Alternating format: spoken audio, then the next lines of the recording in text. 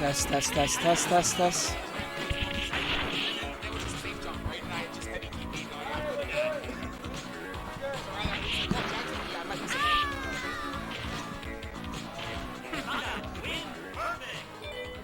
Or at least like Roundhouse spin kick. That's like, I'm gone, so it doesn't matter.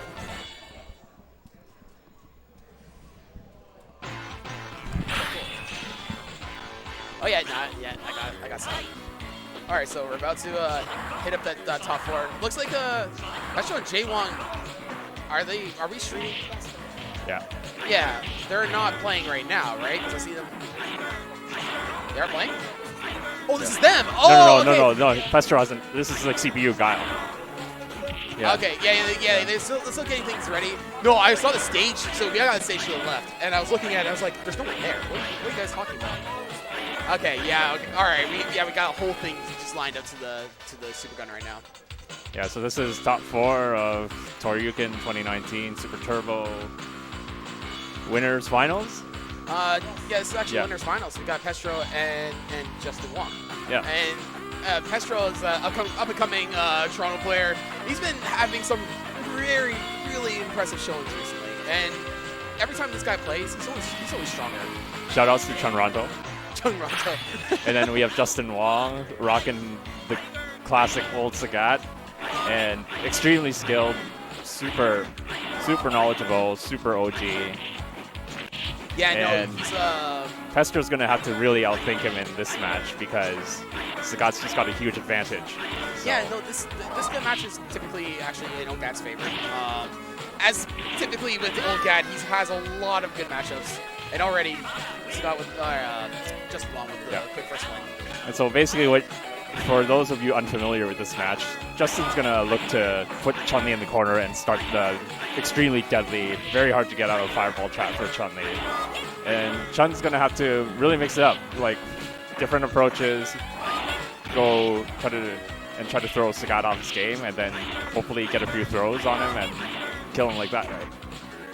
Yeah, so far, at least in this round, Pestro has been doing a fairly good job to try to keep on top, but you always got to watch out for those DP reversals. And it's very tough to stay on Olgad. It's almost like a guessing game. As soon as you're in, even after you got through the fireball trap, all his nonsense, once you're inside, then you got to worry about his reversal options, because he can do, of course, DP. Also, the Tiger Knees are a pretty good reversal option as well. Yep. Justin, now, Justin took the first game, and so Jaewon is up 1-0. Ooh, and you cannot do that. That is a guaranteed free uppercut setup for old Sagat. But even then, like that little bit of damage from the trade, it's still enough that it's like you're getting a little bit on the board, but to reset your positioning as well, it's a drag for Pestro. Oh, yeah, nice little fireball. Zoning with the low tigers and slowly pushing Chun to the corner. Oh, but full screen, not the most optimal for Jaewon. I feel like Pestro actually just tried to do a neck breaker over like last fireball, but with the roundhouse fireball comes out so quick, it's hard to actually be able to do anything afterwards. Yeah. Like at a certain range, it's like you can't really react to it. And I think Pestro is going to have to realize that once he actually closes the gap a bit, he needs to come up with something to stay in there for as long as possible, make Sagat uncomfortable, and then get in. Yes. Because he's going to realize that he doesn't have a lot of chances to get in, and he has to make the most of them. Right now, Pestro has some super meter on deck. Yeah. But very nice setup, trading hits with the jump forward into a low tiger. Yeah, and actually, if that trade didn't happen, that would have been the perfect distance that Pestro needed to sit. Because if he had that super buffered, he can't Justin can't press a button because he can just react and just exactly. Because of the stored super. Exactly, and that's part of Pestro's strategy. If he can survive long enough to build super meter without taking too much damage, then he has a chance. Oh, not like that though. Jaewon up 2-0. Justin doing a nice job switching things up, getting a feel for whenever Pestro makes it into a certain distance. Yeah, it's kind of crazy to see a player of Justin Wong's caliber, just because of the things that he does in between rounds even. Like, usually when I see a lot of opponents, they really only adjust their gameplay when they lose a round. Right. Or if they lost, or they won a round, but it was like hugely in their out of their favor. But Justin seems to make these little changes, even when he wins rounds. Right. Even when he looks comfortable, he's still making little changes. And that's the hallmark of a top player, folks. That's the true. ability to keep your game hard to read for the opponent. Yes. So your opponent doesn't get a lock on you. But match point for Justin Wong. Oh, nice hop over the next roundhouse.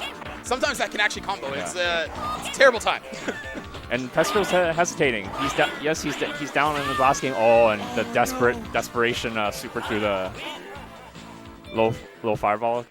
Can't do it. I feel like partially responsible. Justin's using my stick. Justin moves on to grand finals. And well, Pestro will have to have a little word with you. I know a little bit about this matchup. For collusion. Collusion? It's not collusion. Helping the enemy. It's no collusion. There's no. Besides. Yeah. If you need it back, I'll just leave it there. Just because I'm letting him use my stick. Technically, Justin is now Canadian. I don't know if you're hearing that. I do know. Yeah, see, like, it's not really enemy. Or maybe it's this esports thing. Don't worry about it. Don't worry about it. Just because we're former employees. It doesn't work for us anymore. Yeah. Former employees. Yeah. Sorry, former co-workers. That's the word I'm looking for. All right, I think up next we have, I want to say Unessential and Red Eye. If I remember the bracket correctly. Looks like they're coming up right now. Oh, is this the losers semis? Yeah, loser semis. Loser semis, yeah. Because right now Pestro is sitting in losers finals. Right. Oh, and off in the distance right now in Samurai Showdown that's going on in the background. Chef Ralph just won his match. He's up in top 8 right now for Samurai Showdown.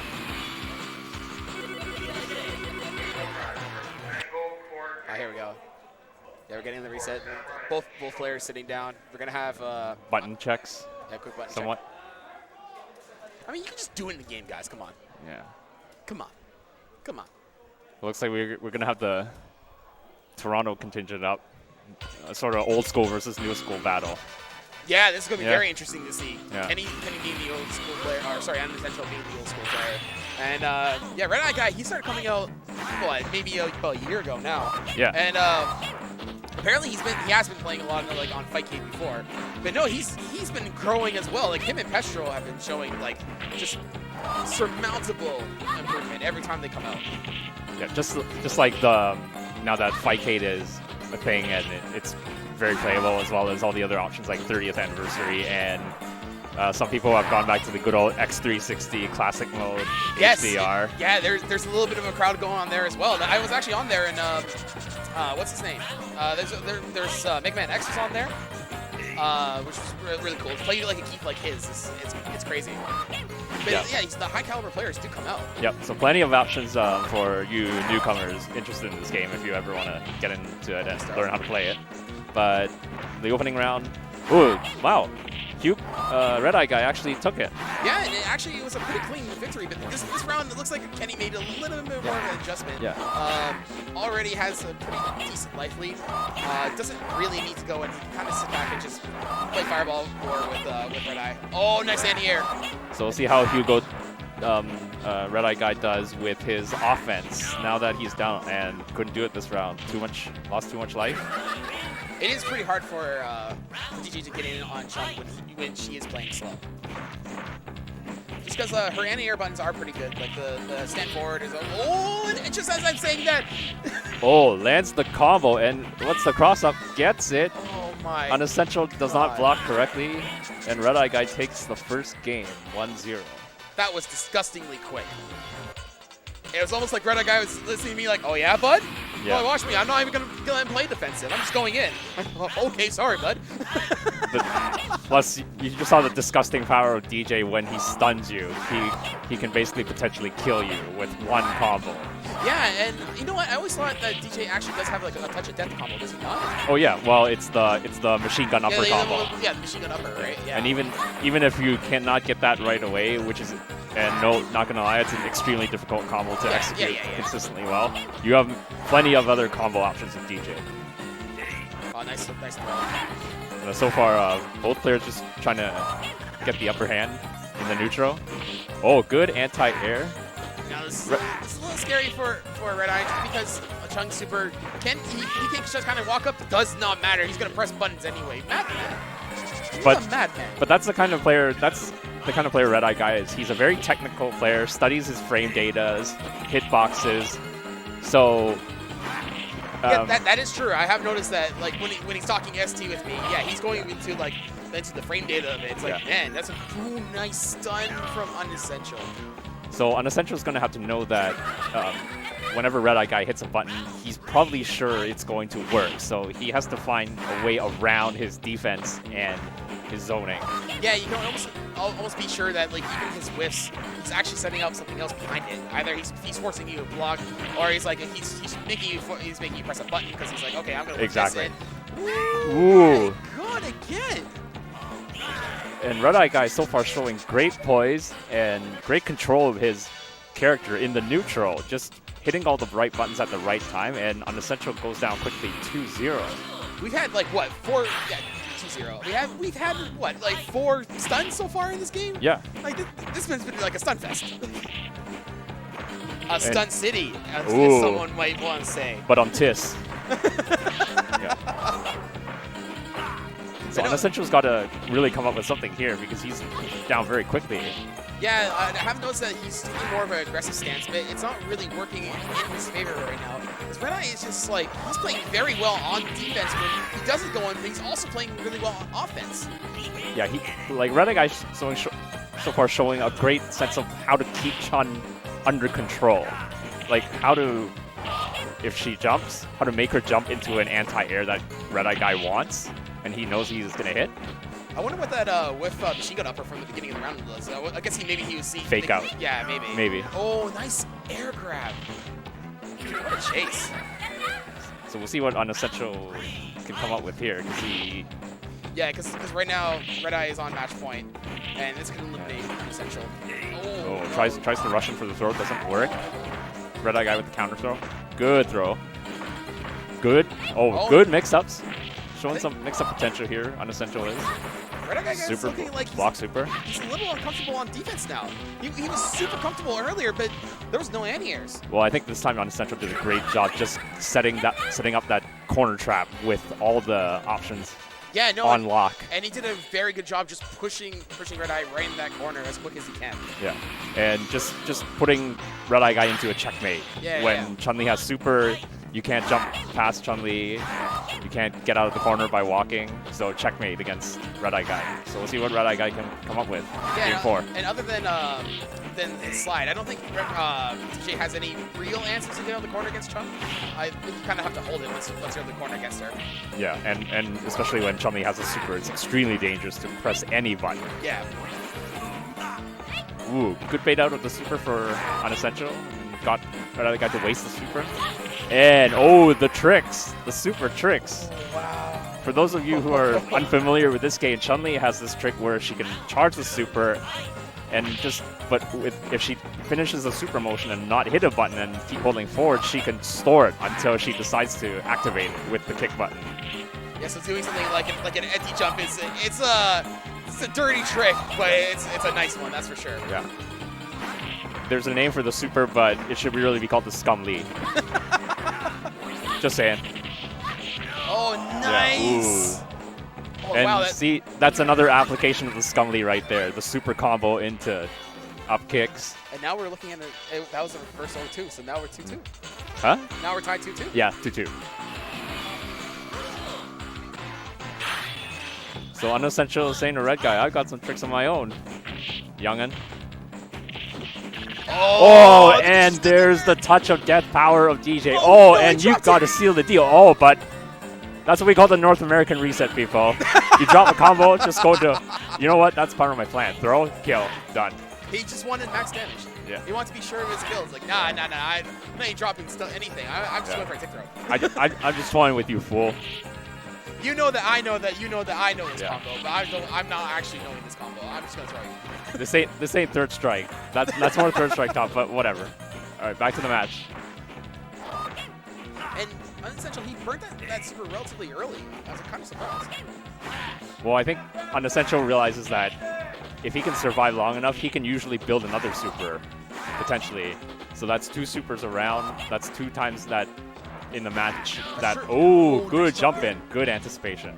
And so now, coming back from 0-2, Unessential has taken this to the wire. And this is the final round. Oh my god, this has been crazy between these two. Nice anti-air. Good start. Oh, Oh, no! good cross up and into the throw into the corner. And Red Eye Guy wanted to press for the stun, but very wisely just kept Chun-Li into the corner for as long as he could. That was also a good up kicks from Kenny. Oh, nice up kicks back. And here's the from cross up Red Eye. and the throw. And Red Eye Guy takes it to advance to losers finals. Kenny does not look impressed. Red Eye Guy Yo, so far putting on a good show. now we're going to have the new school players play. The new school showdown. I shouldn't say anything. I'm a new school player. It's okay, you're a commentator. You can say Yes, whatever you need to I'll give all the, communicate. I'll give all the lore. These youngins, they don't understand anything in my time. You know, Exactly. Like, I had to play out in the meat streets of A&C games. You know, they came way after that. They don't understand how good they have it now. It's disgusting. I mean, just how much the scene has changed, or how quickly the scene's changed. It's like, oh, Niners are now considered the OGs, you know. Yeah, I know. Like you kind of look around, and it's like all the people who started with USF 4, or sorry, Street Fighter 4, I should say. Yeah, they're all old now. Even with me, when I played vanilla, I was in high school.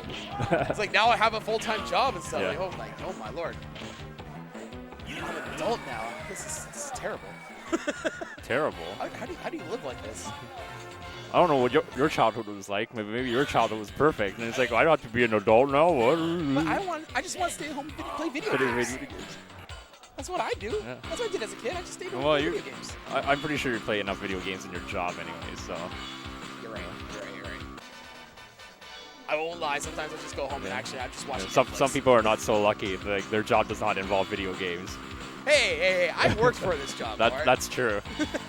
I just got lucky. Besides, now I'm a software QA engineer. It's not all about playing video games. It's only 50% of the job. Yeah. No, next step needs to be now go to Japan and work and play video games. Nah, that's Tomorrowland. That's the dream. That's a dream. All right, back to ST. So now we got first game against Red Eye Guy and Astro. So these are the new school boys, and these two have played a ton against each other because both of them are online warriors. Started their games online. Yeah, these are both. Oh, I almost said Fight Kate scrubs. I am so sorry. These guys are both Fight Kate warriors. Yes, they play Fight Kate a lot against each other even before they came out. I'm pretty sure they knew each other before they came out. I think so. Yeah. Ooh, the nice. fake into the low. That was disgusting. The classic mix-up in close, throw or low, still works as well as it did 25 years ago. I think it always will. It's because, like, you know, you had the fear of the throw. Yeah. So you try to walk back from it because, like, I don't want to take any of that. And yeah, you just click by the low, unfortunately. Nice.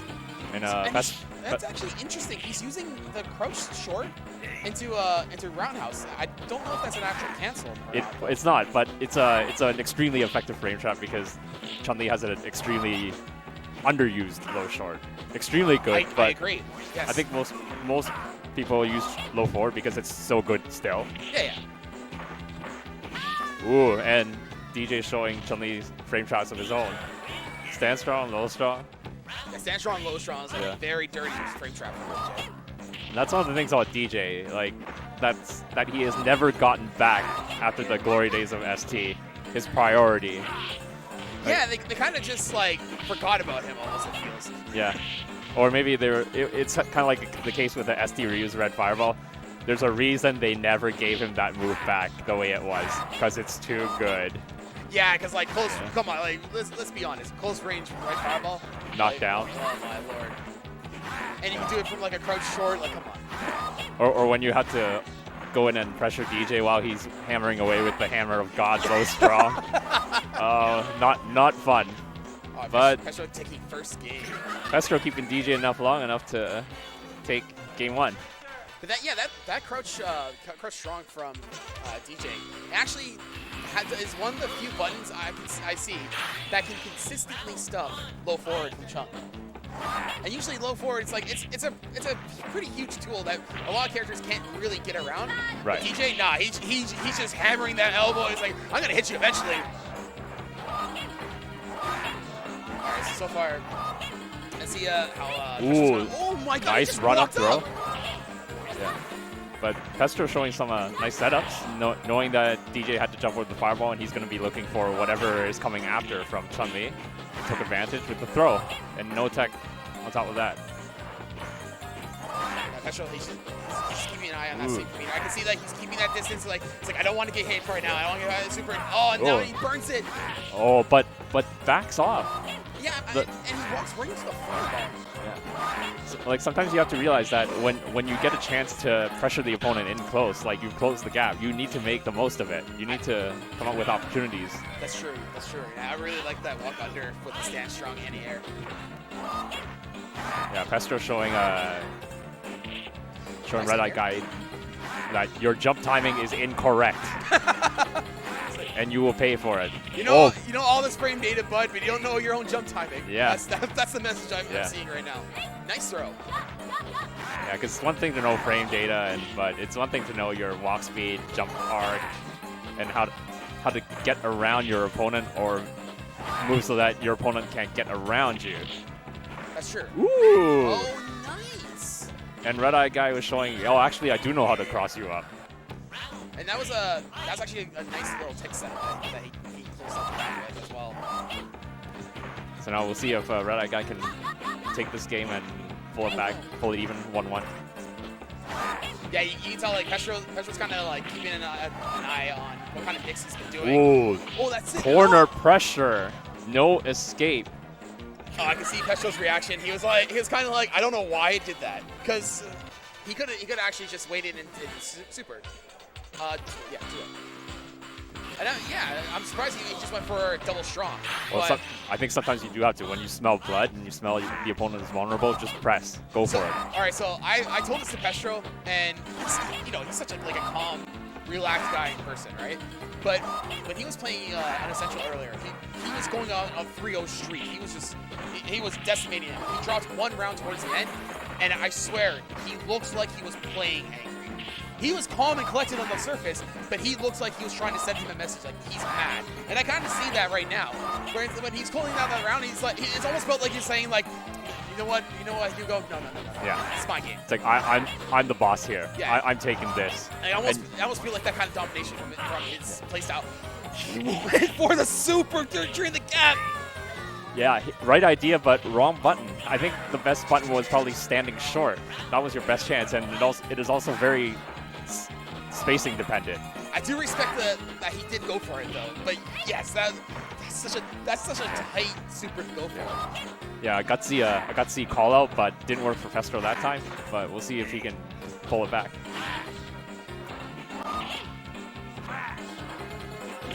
Ooh, nice anti. Yeah, that was, standing medium kick. And I think that's actually in Chun's favor. Yeah, I mean, the longer Chun keeps out DJ, the better it is for her. Ooh, not that time. Ooh, some nice footsies and in-close dodging. Oh, he just whiffed the low forward. That could have been dead. Ah, he gets the trade. Yeah, you got to be careful when you're jumping into a jump, because even that trade with the low forward, I don't think DJ has any button that can really trade in his favor, other than maybe like roundhouse or fierce. Maybe maybe DJ's own low forward if he is in range. Yeah, maybe. Yeah. Which would be a much more devastating trade against Chun-Li, since she's taken the knockdown. And it looks like, match point Pestro already. So we'll see if Pestro can close it out. See if he can make that push and gets Red Eye Guy into the corner. I like that straight with the jump in strong into super. Oh, ooh, nice counter throw. Yeah, Red Eye Guy staying alive. Yeah, so maybe that time Pestro should have backed off of it, knowing that if you know that one counter throw could potentially kill you, and knowing that ST is such a random game in terms of who gets the throw in a lot of situations. Yeah, sometimes it's better just to back off and not try to go for the throw. Exactly. Even when you're walking up and you're thinking it's like, oh, this is surefire, I got this. Even during your own tick throw setup, sometimes it just doesn't give it to you. And it says, hey, no, that guy was matching too. Like, wait a minute. Yeah, because the game sometimes the game can be for or against you. There's a lot of randomness in ST. It's like you might not think you might be stunned, and then boom, 2-hit stun. Or you might think you've got your throw timing correct. True. No. Did Red Eye press something? I swear he had that. Probably. Or he might have tried to jump and not gotten off the ground in time, and then got connected with the super. Because I swear he had that block.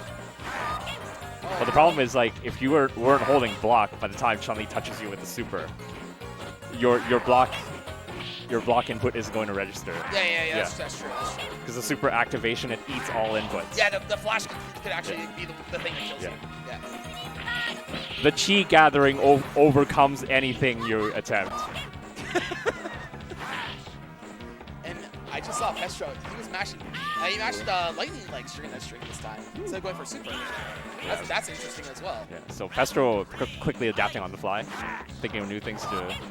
Red Eye guy, he's trying to say like, no, I'm staying alive. No, there's no way I'm dying this quick. Yeah. So even though Red Eye guy is down 2-1, you have to give him props for making such a great showing and showing such poise, considering he hasn't been playing for really that long in tournaments. No, not at all. Ooh.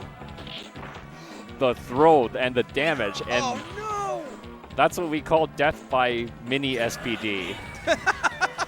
Chun-Li, for those of you who don't know, her strong throw does almost as much damage as a jab spinning pile driver.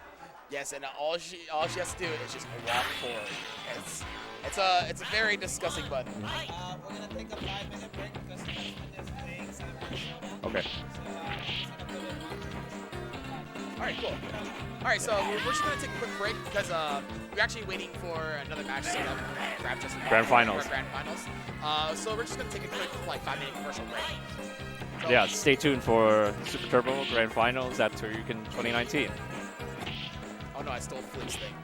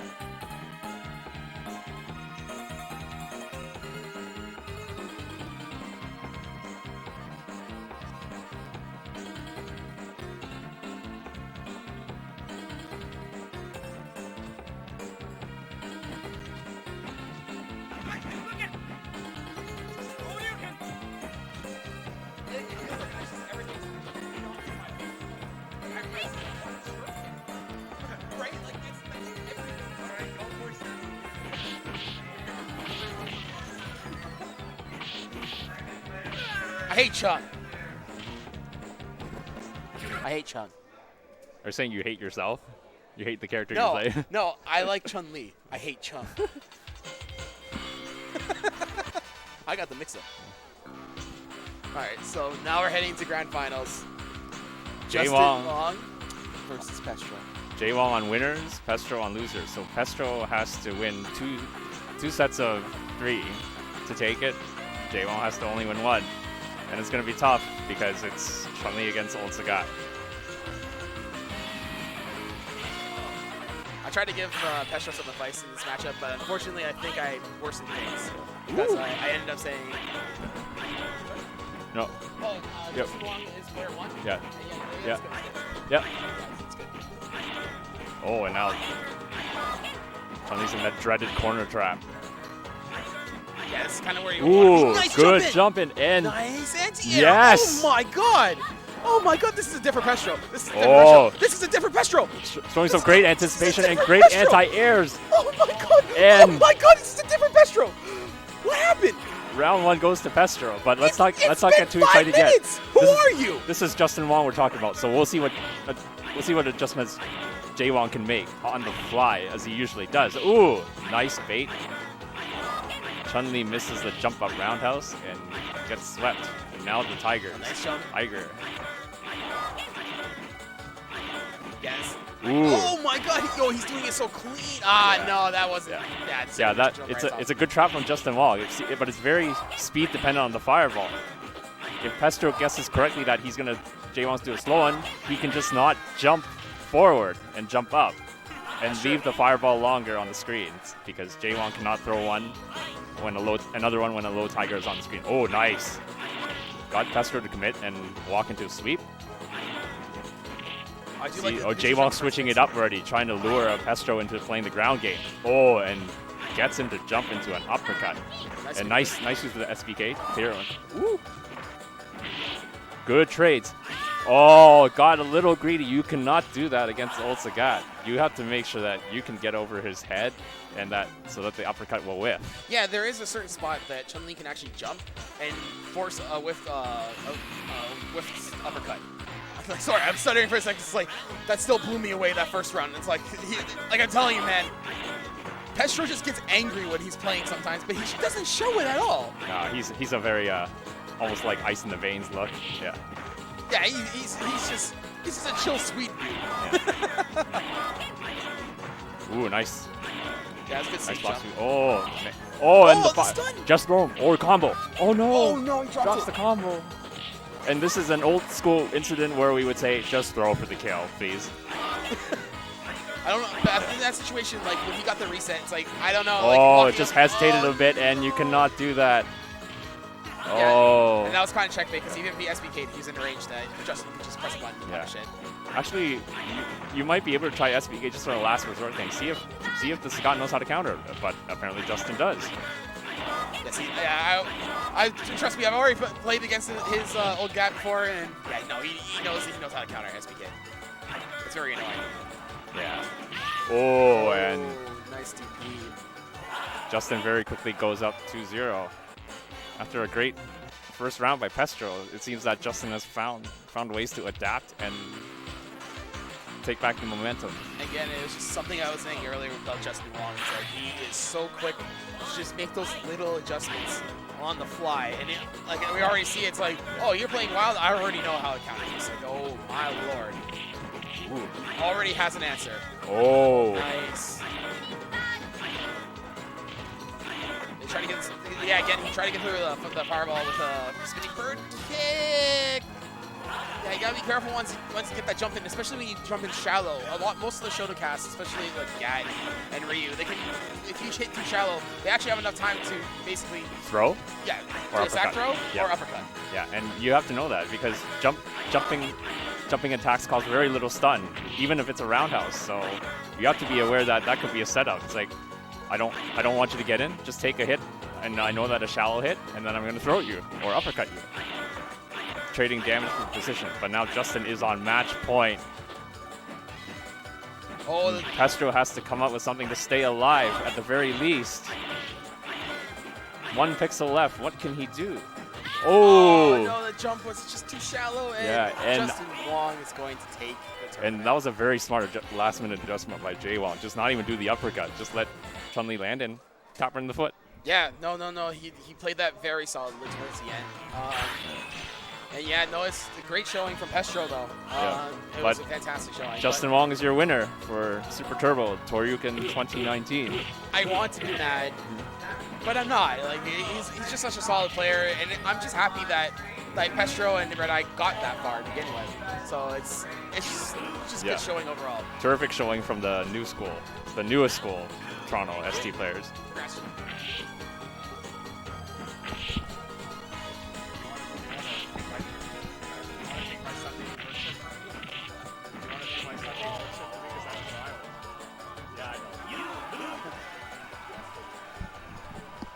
See, look, Justin. But maybe we get a chance to say goodbye yet.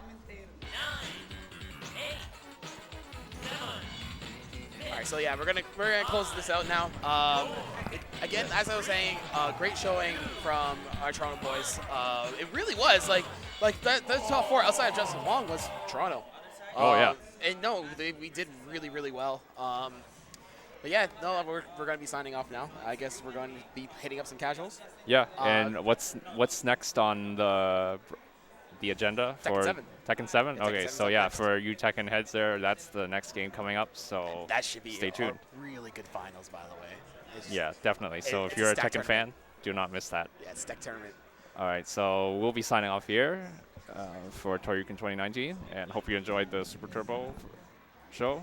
And peace.